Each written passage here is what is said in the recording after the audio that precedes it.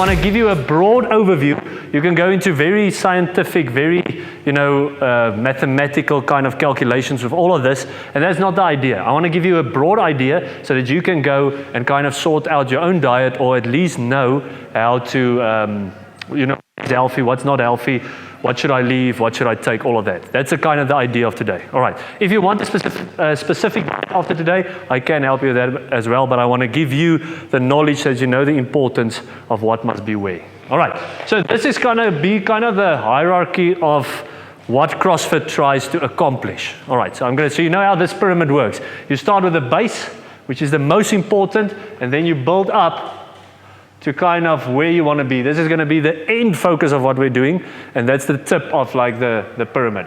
But so basically for CrossFit, we're going to have 5 of these categories. All right, 1, 2, 3, 4, 5. So at the very top is the sport we're trying to do. So over here we got sport. So everything we try to accomplish wants to get you into a healthy lifestyle, which ends in you being able to do sport as well as you can. All right, that's the overall focus. And this can be any sport you want to do. You can be competing in CrossFit, but that's the end goal, is where we're trying to move. All right, next on the hierarchy is going to be weightlifting.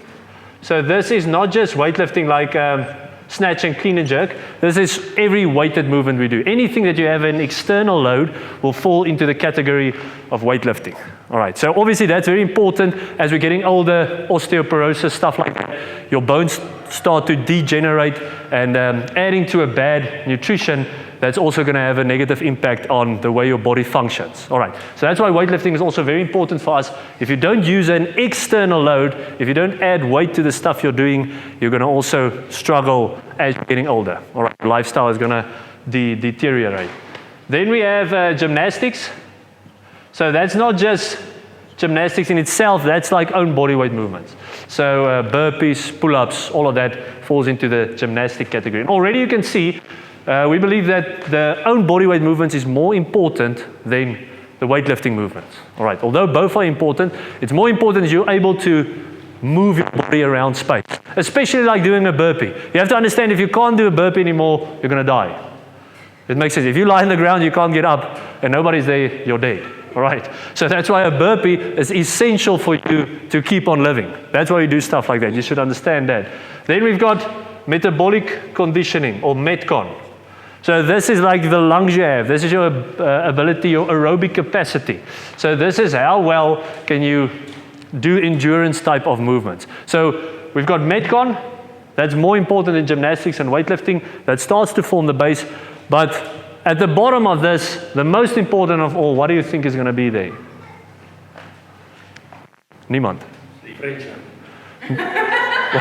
Why are we here today? Nutrition. Nutrition is number 1. So as you see, this is just to kind of give you the idea of how important nutrition is. We got sport at the top. That's where we want to finish. That's the end goal of all of this. Then we got weightlifting, then gymnastics, then Metcon, your metabolic conditioning, and then finally, the most important, the base of our pyramid has to be our nutrition. So you see, if this sucks, all of that is going to suck. The rest of everything is going to suffer. So we have to sort this out, and I just wanted to give you this so you know how important it is that you have a healthy diet. All right, not just for longevity, but for all of this, to improve all of that. All right, so that's going to bring us to our macros. Now, as you know, we have 3 macronutrients. It's going to be protein, it's going to be carbohydrates, and it's going to be fat.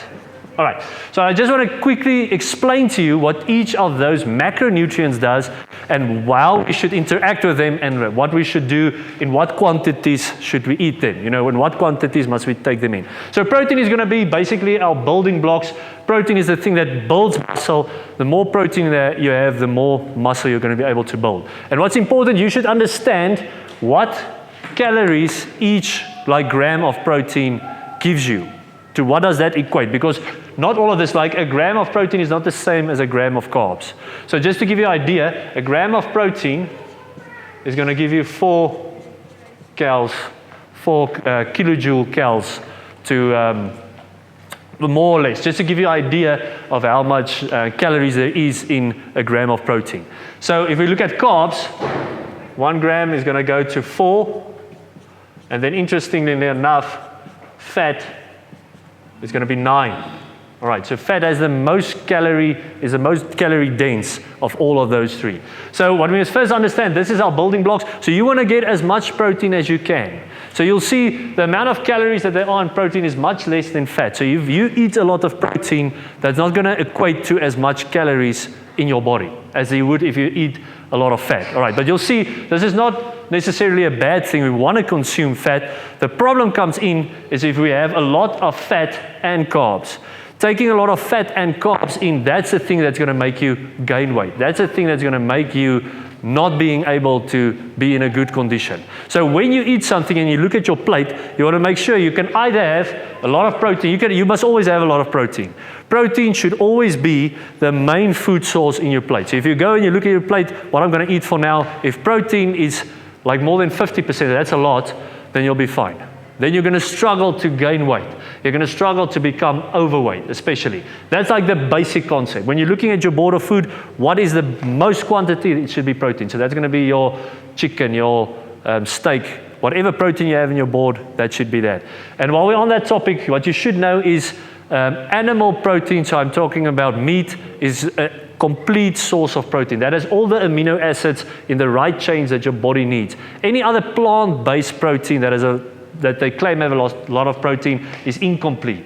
So you'll see there's a lot of issues that will arise if you try to cut meat completely out of your diet. So I will encourage you to try and still eat a lot of meat. That should be a thing that's the biggest quantity in your plate as you're trying to know how should I conduct my nutrition. Get protein in your plate, especially meat. All right.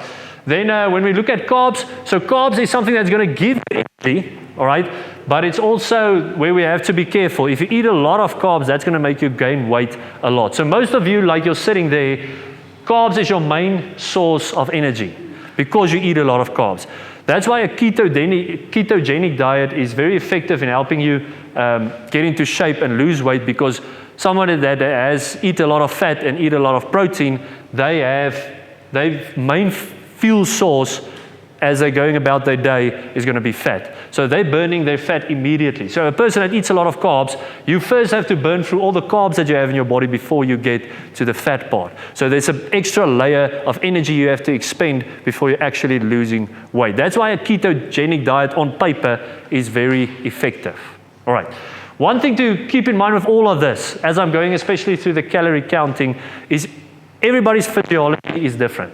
So the way my body reacts to eating protein, the way my body reacts to eating carbs and fat and all of this might be different than yours. The broad idea and the broad concept is going to stay the same, but we can't really go and calculate exactly how your calories is going to work and exactly how mine is going to work, because our physiology is different. We're going to utilize energy different. We have different muscle fibers, and all of that plays into the idea of what nutrition is going to work for you. So the guidelines I'm giving you today is going to be like it's exactly that. I'm giving you a guideline, and you have to experiment with this and see what happens for you. If you take like dairy, for instance, you might want to introduce dairy into your diet, and you do that for 6 weeks, and then you leave it for 6 weeks. And then you see how's your body reacting. You keep your diet the same. You wonder, should I eat dairy? You try it for 6 weeks. Okay, that was better. Then I removed it from my diet. Because that's like something that some people react well to that. Some people have lactose intolerance, so they can't really take in dairy. That's the thing you have to experiment with. So that's the idea for today. We want to give you broad guidelines so that you can form your own nutrition plan. All right, that's the overall goal for today. All right, so we kind of have an idea how our protein should look, how our carbs should look, how our fat should look. Explain to you how you should figure out the quantities of all of this. Okay, let me just also say this. If you try to follow a carnivore diet, that's also going to be very good in helping you reduce weight. And some of the new studies have actually found that a carnivore diet helps in lowering cholesterol as well. All right, that's a thing that you can kind of experiment with. So if we look at calorie counting, I'm going to give you like an equation that you can do to work out how much you should consume in a day. All right, that's going to be more. But there is a formula that you can use for that, and I'm also going to give you like the macronutrient count. I'm going to give you popular macronutrients like How much steak? How much calories is there in a 100-gram steak? Now, all of this is available online. You can very easily go and see exactly if you want to know, if you want to nerd out on this. You can go and calculate this to the final calorie. All right. But like I said at the beginning, everybody's physiology is different, so this is going to be a guideline for you to go ahead and figure out how many calories a day you should take in and how much you should give out. So one thing to consider is the basic normal idea is if you take in more calories than you're giving out, you're going to gain weight. That's as easy a principle as it is. If I take in less calories, so I'm eating less than I'm giving out, then I'm going to lose weight. You know, that makes sense. That's just as easy as it is. Now, each person sitting here has a different basal metabolic rate, BMR. So I'm going to give you a guideline how to calculate this. It's not going to be 100% specific because, like I said, we have different physiologies. But here's the main idea. So if you take female, here's your formula. So for a female, you're going to take your weight in kilograms. All right. Weight in kilograms plus your length in centimeters. Then we got that times 6.25, and we times that by your age. Sorry, we subtract 5 times your age, and then we subtract 161. So we're going to just, let's go ahead and work this out. So let's take somebody as an example. Wie's gemaakt? Martel, give us your weight. 61. So Martel is 61. So het iemand 'n calculator, it's going to be 610. All right? Plus a length, hoe lank is jy? 17? 173. Wil iemand gou daai maal met 6.2? 173 times 6.2. Het jy 'n calculator aan? 6.25. 173 times 6.25. Ja. Is 1081.25. 1081. 1081. 1081, okay? En 0.25. All right. En dan our age, what's your age? 36. So that's 150, 180. Minus 180, minus 161. All right. So this is just to give you an idea. So this is going to end up that 600 plus that minus 240. So that's going to be something like 1,450 calories. Let's just say that for to give you the idea of this. You can go and calculate your own thing. So this formula I will give to you. The guys, the only thing that changes here is this is going to be plus 5 instead of minus 161. Okay, because guys have to consume more calories. So everything else, if everything else is the same, you're still going to have to consume more. All right, that's a male and female difference. But again, you can go and calculate that on your own. So this is Martel's calories that she needs to consume in a day for her to just maintain her weight. Now, if she wants to gain or lose weight, you have to work more or less to plus minus 500 calories of that. So if she wants to lose proper weight, she has to consume about 950 calories. That's going to be on the low end. All right. But that's going to ensure, with your basal metabolic rate, keeping in mind, if she consumes that in a day, so about 950, she's going to definitely lose weight. All right. So that's the main concept. Now, first of all, you have to ask yourself, do I really need to lose weight? As we're training in CrossFit, we promote a healthy lifestyle, so you don't want to starve yourself, lose a lot of weight, and you're actually more unhealthy. All right. So you have to consume a proper amount. So this you might change to not 500 calories, but something like 300, 250. Then you're going to lose weight at a consistent pace, at a healthy pace, and you're not going to suffer like muscle density, not lose hypertrophy. You'll still be going to be able to build muscle. But that's the question you must ask yourself. This is just a basic way to calculate and find out how much should I eat in a day. All right. And you can spread this out. This is now obviously spread out throughout the day. So if you eat 3 meals a day, you can look at something like 300 calories in a meal. All right. And again, we can put that now in. What should our macros be in a day? So if you look at 100 gram of some of these, so all of this is going to be 100 gram. So 100 gram of steak is going to equate to 214 calories. This is more or less. Of course, you get different types of steak. This is a rump steak specifically. So fillet, all of that is a bit different. Again, you can look that up online. If you look at 100 gram bacon, if we just do the protein for now, that's 512 calories. So immediately you see that big difference. It's the same amount you're eating, but bacon has a lot more calories. So this is obviously good for a person trying to gain weight.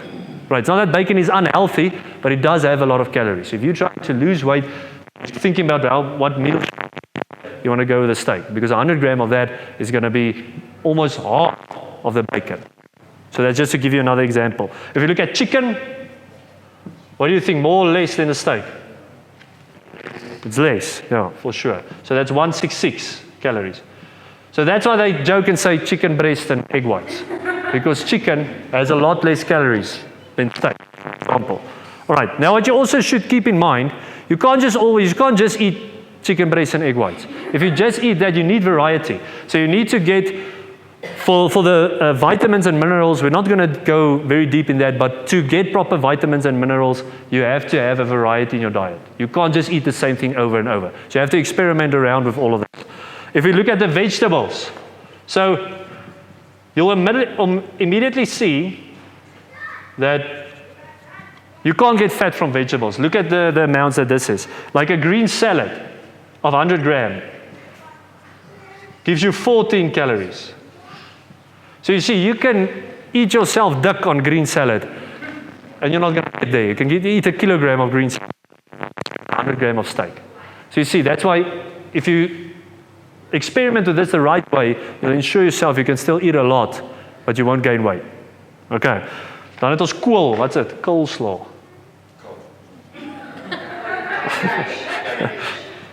Cabbage. Is dit die coleslaw? Wat's with a sly? Julle weet waarvan ek praat. Cabbage is 53 calories. If we got an apple, it's going to be a bit more.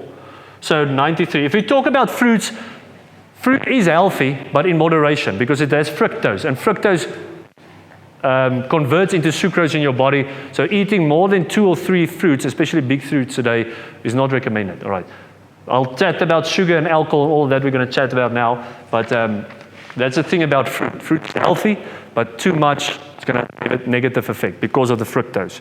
Then broccoli, that is, just going to put here, that's about 23.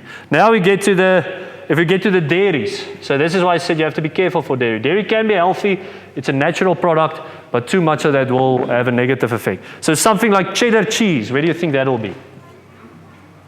High. 400 calories per 100 gram. Greek yogurt. What do you think about that? 116. It's a bit lower, yeah. If we look at milk, 65. Okay, but taking into account 100 milliliter of milk is not a lot. Milk. Yeah. Good question. I would recommend full cream. Full cream is much more natural. They put a lot of sweetness and stuff like that into the 2% and the lower. So the same with yogurt. Go full cream, double cream. That's the much more natural for your body. Yeah. Don't do the low-fat stuff. All the low-fat stuff is bad. While we're on that topic, what's very important to consider this is we want to consume whole foods. All right. If you just take this away from today, it's going to be beneficial for you. So when you're doing your shopping, the easiest way to do that is do your shopping at the outer ends, at the perimeter of the shopping center. That's where all the, the fish is. That's where the butchery is. That's where the whole foods are. Stay away from the aisles. The aisles have all the processed foods. So all processed foods are bad. You should know that. That's going to have a negative effect. You can look on the box and all the ingredients and stuff. You'll see how many ingredients there is. There should just be the ingredient fish, or just the ingredient steak, or just, if there's 10, 12 ingredients, it's bad. You stay away from that. So that maybe, if you just get that from today, you'll be fine. All right. You have to consume whole foods. All right.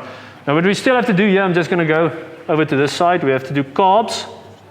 So also carbs can be dangerous. If you think of bread, that's 274. That's a lot. A hot dog bun. How do you think is that? 470. Pasta cooked is actually not that bad. Cooked is 141. And then rice, 350. Hierdie was basmati, daai is bruin. That's brown bread. Brown bread, white bread is very close to each other. The thing that's bad about white bread is not what's in it, it's what's not in it. It's not all the nutrients you need. That's why brown bread and actually that what's suurdeeg, sourdough bread is much more healthy. That's going to be raai is ook, dit's beter as bruin, maar sourdough is die beste brood, ja.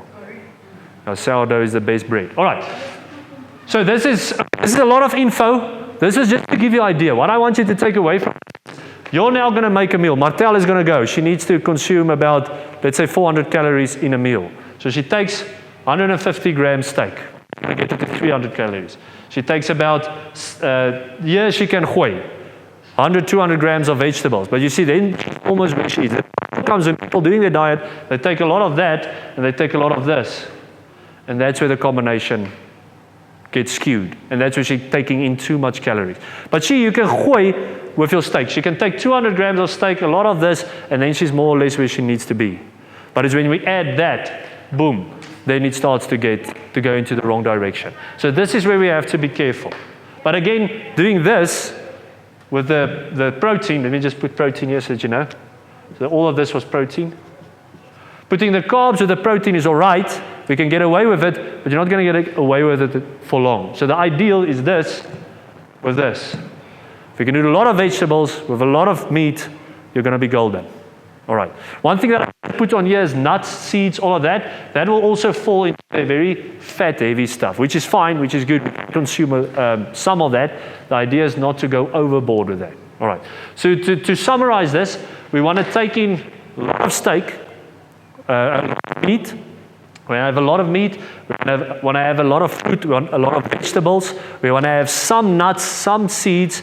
We want to limit some of our bad carbohydrates. And we want to completely avoid, what do we want to avoid? Sugar, bologna, sugar and alcohol.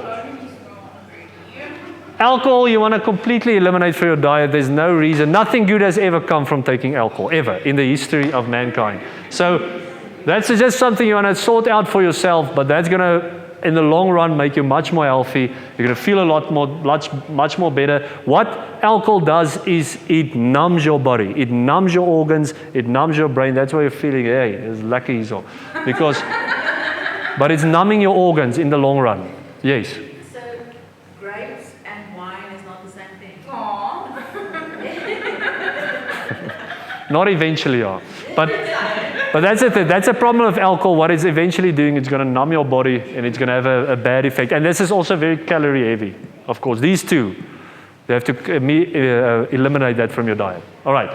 So let's just, you got an idea of the calorie counting. All right. So like I said, you can do a nerd out on this and have an exact science and go and work exactly out what you do, and that's going to have good results. What I will recommend is the way I do it is I pick the portions that I want to eat, and I know when I'm full, and then you stop. All right, your body kind of knows also how much you should take in. But take this into account, your body always wants to keep it in homeostasis. So if you have a certain, let's say you weigh 80 kilograms. You've been weighing 80 for the past 10 years, your body's going to want to stay on that. So for you to change that, it's going to take about a year or two of really intense motivation to get your body into a new form of homeostasis. What I mean is, if you're now reducing a lot of calories, it's going to have like an effect of trying to keep the calories back. So you're going to have to push through and keep with your diet for a long while for it to start to change. But once you get to 70 kilograms in homeostasis for about 2-3 years, it's going to want to stay there. All right. The same if you're trying to gain weight. You're going to have to eat a lot. You're going to consume 500 plus every day. All right, for you to improve if that's what you want to focus on. If you want to increase your calorie amount. Okay, so then finally our mindset with all of this, I would encourage you to start slow. it doesn't help. I'm throwing all this info and you want to change everything tomorrow, and you're going to be the super healthy person, and I'm going to drink nothing, and I'm going to eat all this meat, and you've never done it before. Okay, it's going to be overwhelming. You're not going to be able to keep up with it. So maybe for some of you today, what's going to change for tomorrow is you're just going to start and drink water. You're eliminating Coke, you're eliminating Oros, all that gemors, and you just change that. You keep everything else the same, and you just eliminate bad things that you drink. All right. Then the next day you're starting to see, all right, I'm going to go and get whole foods, and I'm maybe going to do 2 bad food products in the aisle. Then the next week I eliminate another bad product. Then I eliminate all the bad products. So start small, start smart. And also you have to be practical with this. Okay? The practical thing you have to do is maybe you're restricted on time. So how we do it, Karen goes and she makes all the carbohydrates like at the beginning of the week. Maybe because rice, you put it on the pot, you cook it, and you can always heat it up, and it doesn't taste bad. And then you just, when you're doing your protein is bad to eat, 2 rands. Wat noem is dit? Oorskiet. Leftovers. Protein, leftovers, a steak is soggy and it's not great. So what we usually do, we make a lot of carbs at the beginning of the week, and that holds for the rest of the week. You have your sweet potato, you have your rice, your basmati rice, whatever, and you can just heat that up with the steak that you made just now. All right. And also, if you're going to do just the vegetable route, you can, that's obviously easy to keep in the fridge for the week, whatever. So that's also nice and convenient. And most proteins are quite quick to get cooked, to cook your steak or whatever. All right, guys. Thank you so much. If there's something else, you can come and chat with me. But I think we've covered most of it.